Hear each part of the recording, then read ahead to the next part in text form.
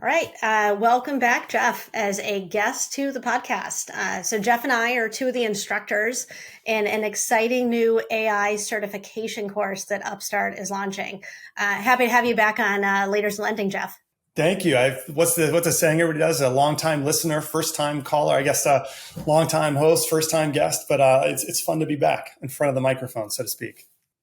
Well, great. Well, I'm looking forward to talking about the AI certification. I know we've all been spending a lot of time working on it internally, and exciting to get it out kind of in the public. So, for anyone listening, can you give us some background on why did you decide to make this course? Like, what was the intent of it, and how did it come about as an idea? I think we kept talking to banks and credit unions and various people in the industry who said, look, the AI thing is coming and I don't understand it that well. And it seemed to us like there was so much educational content, but it tended to either be at like 50,000 feet or 500, like either for people wanting to build models and you quickly go, I don't understand what any of this means. Or there was content that was like very generic, how to use ChatGPT to write better sales emails. In the idea of wanting to help people better understand at a business level, at a functional level, how these things work, not to be a developer, but to be a good consumer, a good user, a good buyer, or a good overseer of the models, felt to us like a gap in the good educational content. That's what we were hearing from partners and customers. And we thought, well, I mean, it seems like something we could do. And maybe it'd be useful if we just went out there and tried to help people better understand this space a little bit. So that was really, I won't say it was my idea. I think a number of people at Upstart were seeing this and said, hey, I wonder if we could do something valuable and contribute to the space and help people understand it a little bit better.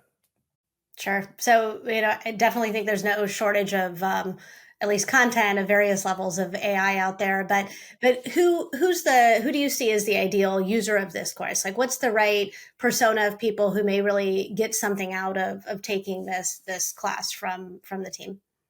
Yeah, well, so I guess really anybody in financial services, and really focus on business people. I don't want to start with who the course isn't for, but we really didn't want to design a course that's intended like how to build a model, how to pick the right model form. We wanted to say for those of you who are maybe looking at an internal team building a model and trying to understand, can this be used in a process I run or in a program I manage? Anybody in risk or compliance or that runs a line of business within a financial institution or oversees some functions and wants to be able to ask better questions, understand a model. That's really what it was for. So really targeting that community of bankers, of credit union executives, anybody in the kind of business side of that who wants to have a functional understanding of AI. That's really who we built it for. Not that it's limited to those people, but if you think about who is the audience, it's people who are interfacing with AI models, with teams building AI models, but aren't people actually building models themselves. And that was who we wanted to really empower and educate through the course. That was our kind of focus in terms of the audience. So really to help kind of the non-technical, maybe business owners have a better grasp of the technical background of what is happening with the AI models and thinking about how they could use them to improve or enhance their business. Absolutely. And if you think about, I hear so many people in compliance, they go, these teams brought me an AI model. I'm like, I don't know what they're using these words to describe what it is. And they're not words that I'm familiar with, or they describe things in different ways. And how do I get a better grasp on what questions should I be asking? Or how do I evaluate if this is an appropriate model for this use? That kind of thing. We thought that's the audience we want to empower. There's a lot of content if you're building models that's out there. And if you're kind of a consumer level user of models, I think there's a lot of content out there as well. But at that kind of buyer, overseer, manager of a function that's using an AI model in some way or evaluating one, that's really the audience we wanted to reach out and give some better structured content to. Sure. So kind of the decision maker really at the business who's going to be kind of owning the business outputs of these things. So, can you give a little bit of an overview of the kind of maybe the modules or kind of key learning objectives that are covered in the certification course? Yeah, we can go through the modules, but if I think at a higher level about what we wanted people to walk away with, it's really an understanding of how these models work, how they're built, how they function internally, how to assess the suitability of a model for a given purpose, right? So not so much, shall I use an XGBoost model or a neural net model, but hey, given this model, does it have the right kinds of inputs? Does it have the right kinds of outputs? Are the accuracy metrics on par with what I might need in this context? And how do I think about how to use that model in my world? What kind of guardrails might I put on? So really starting with how do the models work? How do I assess the appropriateness of a model? how do we manage and oversee? There's a whole section with Annie, our chief compliance officer, talking about governance and oversight and model risk management and all those regulatory concerns. And then there's a little section at the end where we kind of get into like, I'll call them brain ticklers on how is AI being used in financial services? What are ideas for where this might be applied? And also, what can I be doing to help my organization get ready for an AI power feature? How do I build the foundation? So kind of running the spectrum from there's a little bit of technical content in there. And so we wanted that to be available, but then there's a lot that builds on that in terms of how you manage or oversee or evaluate and assess a model. And then how's it going to impact financial services? And where do I think about getting started and building an organizational capacity to leverage these technologies moving forward? I definitely think that a lot of the content really kind of demystifies some of the areas. So I think there's a lot of great explanation of various areas of creating a model, using it. And as you said, real like practical tools, like what can you do with this? How can you use these AI models to potentially drive your business forward or create new opportunities? So I know where we were doing the recording and putting the material together. We had a studio set up in our office and had a team in recording each of us kind of talking through our various topics. What was your experience as an instructor in the course? Like, what did you find interesting about it? Well, I'll answer, but I want to hear your answer because you were an instructor in this course too. I mean, I got to see the whole thing soup to nuts, which is I was really involved in structuring a lot of the content. What are the things we want to cover? What should the modules look like? And then writing a lot of the words. And it was always surprising to me. I'll give you two funny tidbits. One, like reading your own words and hearing them out loud, the number of times I got in there and went, oh my God, that doesn't sound the way I thought. Or the producers would go, can you give us another take, but sound more podcasty and less professory? And I don't know what that means. I don't really know how to voice act in that way. So that was a really kind of odd experience to be in there. And then the second really funny one, and I felt bad for some of our Upstart team members because, there was hair and makeup. You guys got hair and makeup for the ladies, but the guys, they just brought in a little bit of foundation for us and there was no one to apply it. And the ladies in the room looked at me and go, do you know how to put makeup on? I said, no. So these poor people were like coming in and putting foundation on my face, and they weren't producers. Upstart, Anna was there, and so they were trying to get my face to not shine so much, which I guess I have a problem with. So that was kind of a funny moment. But I'm curious what your experience was because you more got content that had been written, so you were both reading to some extent someone else's words, although I'm sure slightly edited, and then you had your own experience in studio. Definitely. I think it was interesting reading the scripts. And I think one of the things that I learned the most is what sounds logical and makes sense on paper. Things like bullet points or numbered items. You have to say that a lot differently as you're talking about it. You can't just read through it or referring back to the previous section. That doesn't work in audio.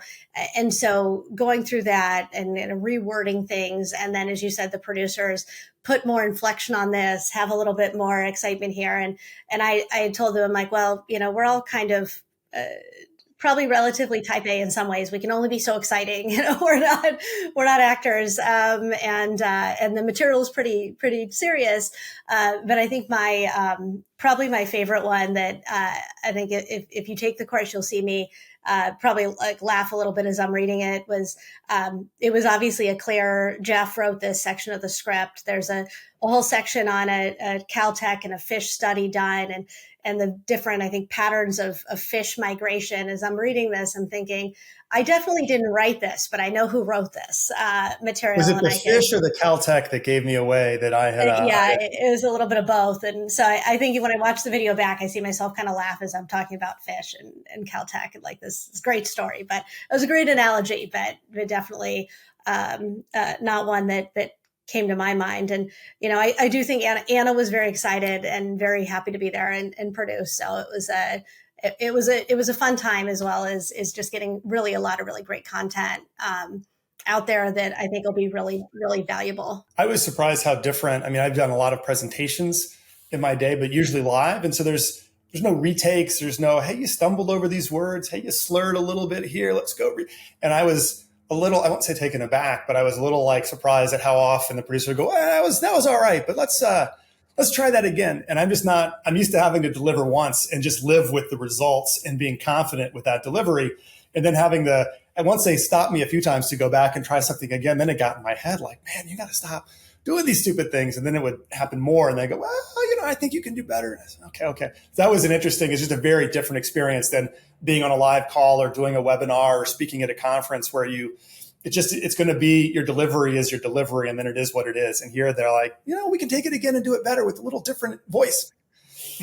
Exactly. Okay. No, and I think we spent a lot of time sitting in front of the camera and working through it. And I think during a number of my sessions, there were we think it was either planes or construction that kept making noise. And so I'd be talking and then they'd say, hold on. And they'd put the hand up and we'd pause and we'd wait about 10 minutes until something else came out and then restart. So definitely takes a lot longer to get through something like that than just kind of a live presentation.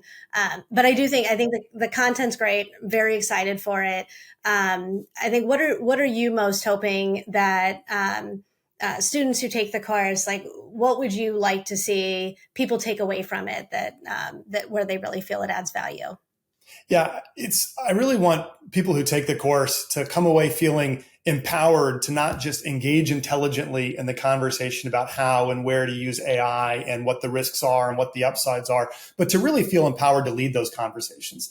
I remember when I first got into AI stuff, I'd be sitting in the room going, I don't understand what they're saying. And I didn't feel able to contribute or question, or I might go, that doesn't make sense to me. But I feel like I don't have enough background to question what is being said about this, or they say this risk metric's okay. And I go, I don't see why, but I also didn't feel comfortable saying that in the room. And so my real goal is that people walk away going, hey, I feel informed enough on these topics that when the executive team is discussing this, or we're debating if this fraud model is working effectively or not, or what the risks might be, that I'm informed enough to go and have an opinion, to ask a smart question, to call in to question something maybe a technical team is saying.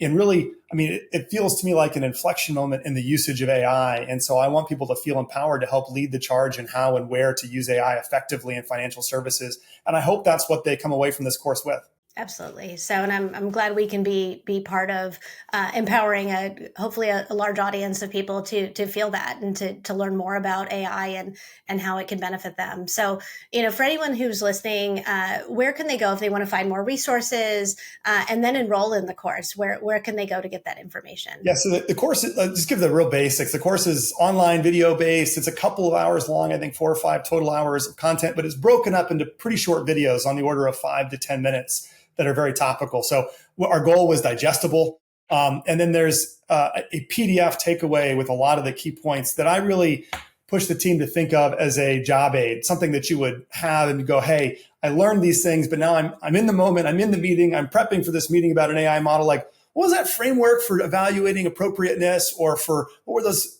accuracy metrics and how to think about it? I want to have that on my desk to be ready to really engage in the conversation. And so a couple of short, got the videos that are digestible in length, the PDF, and then there's an online community that people have as well. It'll be a LinkedIn group that you can engage, that we will have with instructors available to ask questions of if you want to dive deeper or didn't understand something. And then our goal is really community of practice, that people who take the course and are doing this in the field and running it, hey, here's how we talk to our compliance officer about this. Maybe that'll work for you. Or, hey, I'm struggling with getting a certain stakeholder on board. Has anybody else seen that? And so we're hoping to really support that community. You can find out about the course at upstart.com/AI certification. So you can see the information, register for the course. It's free for a limited time. So I recommend, if people are interested or find this topic interesting or useful for themselves, it's a great time to check it out, because it won't be free forever, but it is for now. Great. Well, thanks, Jeff, for joining us today. I think we're definitely excited for all of you listening to register and to learn more about AI alongside our instructors. Absolutely. It's been a lot of fun making it, but I think the real fun starts once it gets out into the world and we get to start hearing from actual learners and students and interacting with the community. So we're very much looking forward to phase 2, because phase 1's been a lot of work and a lot of fun, but I think phase 2 is going to be a lot more fun. So we're looking forward to talking to everybody once they get a chance to see all the content.